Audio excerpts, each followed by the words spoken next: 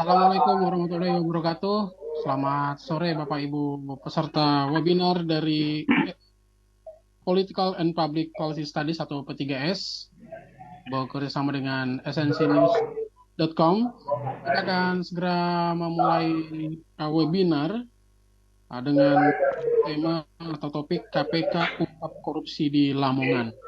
Siapa selanjutnya yang akan diungkap oleh KPK ini ya. Baik, kita akan segera memulai webinar kita pada sore hari ini dan saya mau langsung serahkan kepada moderator kita, ada Bung Willy Nafi. Bung Willy Nafi, silakan langsung memandu webinar kita pada sore hari ini dengan beberapa narasumber yang sudah kita persiapkan untuk berbicara. Silakan, Bung Willy. Oke, baik. Terima kasih Bang Riko buat kesempatannya dan teman-teman semua yang ada di acara webinar kali ini. Terima kasih. Dengan saya Willy Nafi. Hari ini kita kembali berjumpa di dalam diskusi yang sering kali jauh sebelumnya sudah dibangun oleh P3S bersama Essential News. Di mana hari ini webinar kita itu terkait dengan KPK ungkap korupsi di Lamongan siapa selanjutnya gitu. Nah, telah hadir bersama saya di acara webinar ini yang kita para pakar yang sudah kita tahu yang sudah malang melintang di bidangnya masing-masing. Di antaranya saya langsung sapa. Yang pertama adalah Dr. Ciprianus Edi, SHMH. Terima kasih Pak Edi, selamat siang Pak. Yang kedua yaitu Profesor Lisman Manurung. Lisman yaitu pakar kebijakan publik. Selamat siang Bang Lisman. Yang kemudian yaitu Bang Jerry Messi, Direktur P3S. Terima kasih Bang Jerry.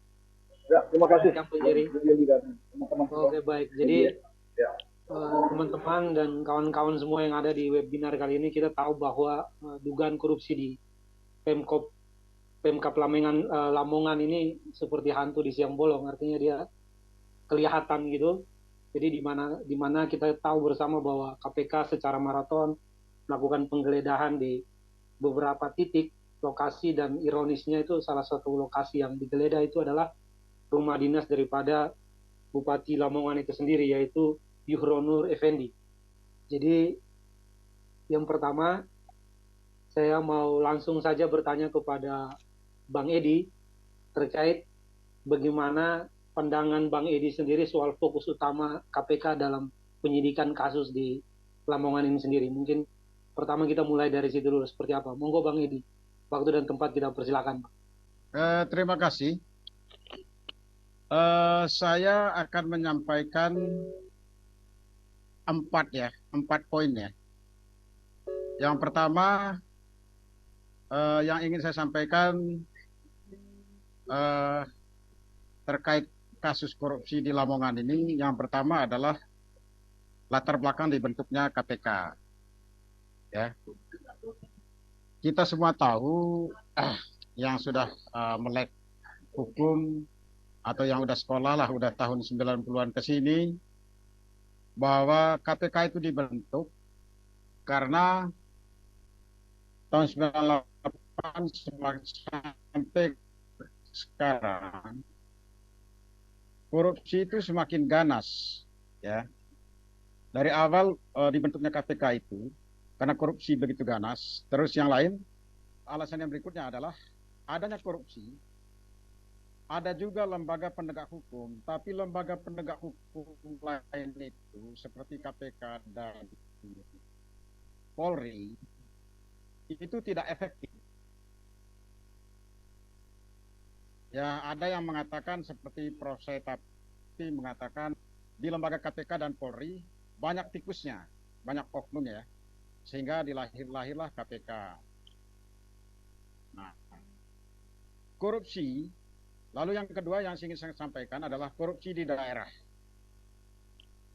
Korupsi di daerah pada zaman Orde Baru sampai saat ini itu pola permainannya adalah korupsi yang ada di daerah Orde Baru sampai sekarang itu adalah dalam pengadaan barang, korupsi dalam pengadaan barang dan jasa, serta korupsi dalam padat karya ya, seperti pembangunan jalan, jembatan, gedung. Korupsi di daerah sulit sekali terbongkar karena sepertinya ada kong kali kong dari pejabat di daerah yang terbentuk dalam lembaga muspida ya, musyawarah pimpinan daerah. Yang di dalamnya adalah ada gubernur, ada ketua pengadilan tinggi, ada kepala kejaksaan tinggi, ada ketua pengadilan tinggi, ada kapolda, dan dari unsur TNI. Demikian juga di Polres dan di kota. Nah, sehingga korupsi-korupsi itu tidak terbongkar, sehingga susah sekali ya. Ada yang bilang bahwa korupsi terbongkar karena ada terjadi main mata.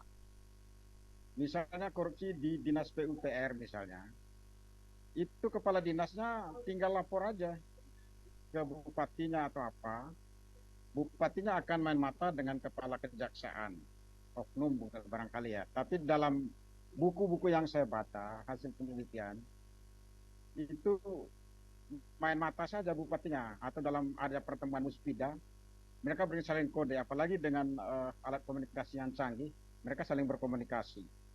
Tolong kasus ini tidak perlu ditindaklanjuti. Nah, dengan adanya KPK,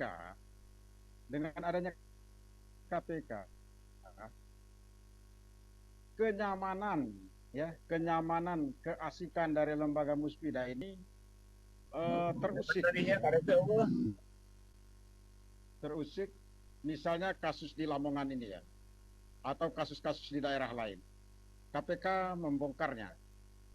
Nah, sebelum ke sana, sebelum ke Lamongan, saya berbicara pada poin yang ketiga ini adalah pembuktian dalam penegakan hukum. Ya.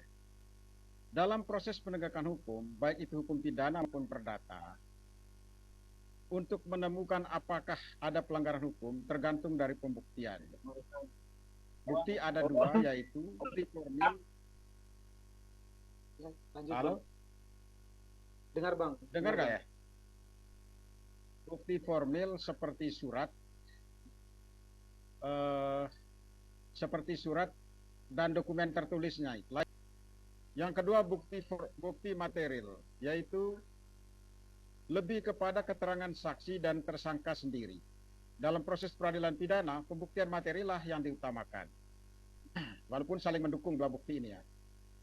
Keterangan saksi sudah diatur dengan jelas dalam KUHP. Sebagaimana dalam KUHP pasal 1 angka 26 menyebutkan bahwa saksi adalah orang yang dapat memberikan keterangan guna kepentingan penyidikan, penuntutan, dan peradilan tentang suatu perkara pidana yang ia dengar, ia lihat, dan dia alami sendiri. Ya. Pengertian ini telah diperluas oleh putusan MK nomor 65 tahun 2010. Sehingga keterangan bukti seperti ini tidak hanya yang dialami sendiri, namun juga bisa dia dengar. Ya, bisa dia dengar dari orang lain atau apa.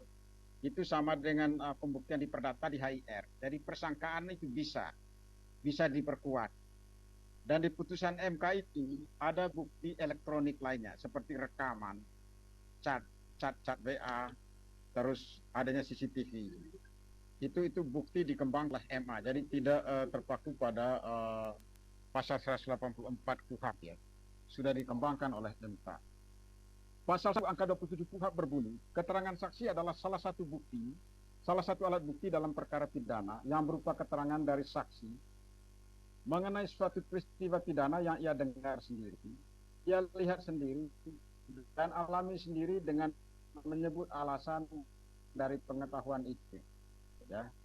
Dalam pasal 184 KUHP disebutkan bahwa alat bukti yang sah adalah keterangan saksi, keterangan ahli, surat, petunjuk, dan keterangan terdakwa. Jadi proses peradilan pidana, saksi merupakan kunci utama dalam mencari dan menemukan kebenaran material. Ya. Pasal 21, pasal 1 angka 27 KUHP berbunyi, keterangan saksi adalah salah satu alat bukti dalam perkara pidana yang berupa keterangan dari saksi mengenai satu peristiwa pidana yang ia dengar sendiri, ia lihat sendiri, alami sendiri, dan menyebut dari pengetahuan itu. Oh, tadi di atas saya sudah sebut ya. Orang yang mangkir memberikan keterangan sebagai saksi bisa dijerat dengan pasal 224 KUHP, KUHP, pasal 224 KUHP dengan ancaman hukuman 9 bulan penjara. Lalu saya masuk kepada poin kasus yang terjadi di Lamongan. Ya. Jumlah orang menjadi tersangka. Dan kalau tidak salah ada yang sudah ditahan ya. Namun saya meminta KPK agar menyeret semua orang yang diduga terlibat dalam kasus tersebut, termasuk Bupati Lamongan atau siapapun. Ya. Terus KPK tentu mengusut kasus tersebut untuk melaksanakan tujuan penegakan hukum. Yang pertama, kepastian hukum. Ya. Demi menegakkan hukum ada ungkapan lama atau kredo ya. Fiat justitia quod celum atau fiat justitia et pereat mundus. Ya. Artinya hukum harus ditegakkan walaupun dunia ini runtuh. Hukum harus ditegakkan walaupun Indonesia binasa, tapi hukum harus ditegakkan. Lalu yang kedua, kemanfaatan penegakan hukum. Tujuan dari penegakan hukum yaitu kemanfaatan hukum. Tentu dengan KPK membongkar kasus korupsi di Lamongan, masyarakat senang. Menjadi efek jera kepada semua daerah di tempat lain atau ASN di tempat lain, bahkan sampai ke pusat di kementerian. Jatuh penegakan hukum membongkar kasus tersebut, tentu rasa keadilan masyarakat tumbuh. Ya. Masyarakat akan nilai Indonesia benar-benar negara hukum, sebagaimana yang ditegaskan dalam Undang-Undang Dasar 45 Pasal 3 kalau tidak salah ya, dan dijabarkan oleh sejumlah undang-undang baik di KUHP maupun di luar KUHP. Dan terutama korupsi adalah suatu kejahatan luar biasa. Ya. Korupsi itu kejahatan luar biasa. Berikut saya harap KPK diharapkan mengusut dugaan korupsi di Lamongan tidak boleh pandang bulu. Harus mendekatkan prinsip kesamaan di depan hukum, equality before the law. Jadi siapapun yang diduga terlibat harus diseret ke muka hukum, termasuk bupati atau petinggi parpol mungkin ya di belakang bupati. Siapa tahu bupati, kita menduga bupati misalnya uang korupsi itu disetor kepada parpol, pimpinan parpol ya. Karena kita tahu bahwa bupati-bupati itu umumnya perpanjangan tangan dari parpol, dan uang korupsi itu umumnya mengalir ke parpol. Siapa tahu uang korupsi itu dialirkan ke parpol politik dalam kaitan dengan pemilu 2024. Jadi siapapun harus diseret. Saya pikir itu aja penyampaian singkat saya. Nanti kita kembangkan dalam diskusi. Terima kasih, selamat sore.